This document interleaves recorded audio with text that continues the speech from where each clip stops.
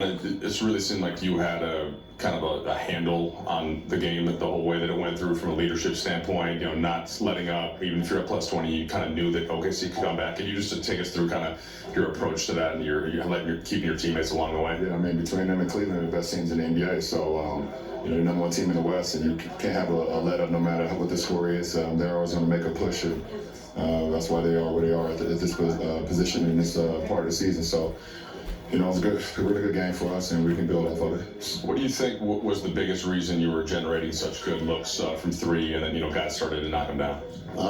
We just played with a little some pace. We got to where we wanted to get to offensively, and AR did what AR did. What he does every single night. You had 2 layups in a row. Oh, that's bogus. He blocked that one?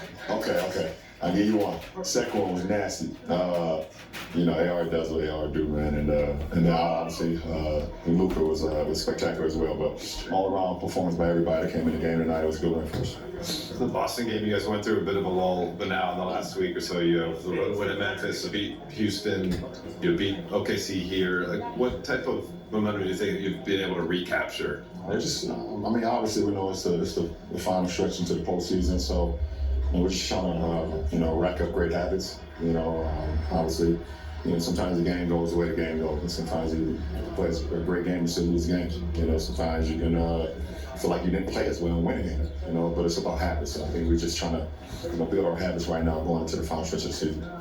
Along those lines, it seems like it's valuable, particularly against a team like them, that to see those habits and apply them. How big of an opportunity did you view having them on the schedule at OpenSea now to kind of put what you guys have been working into in action? We just want to, and no matter who we're playing, obviously we've been pretty good against some of the better teams this year, and we haven't been as good as some of the teams that's below 500. But this is a great team to test out and see where you are. But ultimately, it's about our habits. We have to continue to push our habits.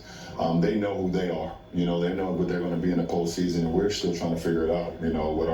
With our lineups, with us all getting acclimated to what Luka wants to do, AR, myself, and and make sure we keen on everybody else on the team and make sure we hold each other accountable. So, we understand that coming down the stretch we have to play some really good basketball, but we still working on habits. It's a single game, and obviously it'd be easy to say just do that every game, and that could be who you guys are. Yeah. But how much of the non-shooting stuff tonight were you happy with? The controllables? Yeah. We know that they're very good when it comes to getting into the paint, attracting a lot. They do a great job getting to the free throw line. They do a great job of getting offensive rebounds and second chance points. And those are some of the controllables that you control. Not putting your hand in the cookie jar. And a lot of those guys are driving, Shea, J-Dub, some of those other guys. You got to just live with the contest, make or miss. And I think we did a great job of paying attention to detail in that. And then when they missed, they did get a couple offensive rebounds in the first half, but I thought in the second half we shared that up. So we was very keen on what we needed to do. How are you firstly going to manage the back-to-back coming up? What's today? Damn. Can I get to it? I don't even know. I don't even know, man. I'm about to go shoot. Mine in the game with Steve Nash. That's what's most important right now. We got that dub out the way, now I'm gonna go shoot mine in the game with Steve Nash. So we get there when we get there. Last question. I was just going to ask you about the. Yeah, go ahead. I'll give an extra credit. Oh, extra one. The type of ball pressure that OKC puts on the perimeter with all those guys they got out there. What are the ways you've learned over the years to handle that and kind of the best way? Can you at any point use it not against that? Pressure with pressure, and also nobody is faster than the ball.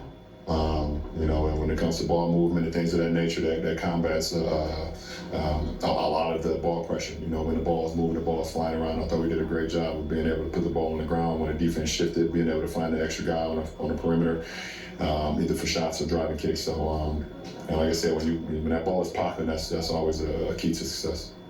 Last question, Ty. JJ was just saying how this game and the Houston game have been the best performances for the team defense since even back from injury. And he said a few weeks ago that what they really miss from you on defense is your voice. I'm just wondering, what you think you do for the team. Yeah. obviously my voice and being able to command and let guys know what's going on behind them, and also just calling out the keys, on the defensive end. I'm able to see a lot of the plays before the plays happen because of my knowledge of the game, my knowledge of my opponents, my knowledge of the team, what they want to do. So, being able to just, letting guys know what's going on behind them, letting guys know what's coming before it happens, so we can always keep our hand on the swivel. We can always know, be kind of one step ahead.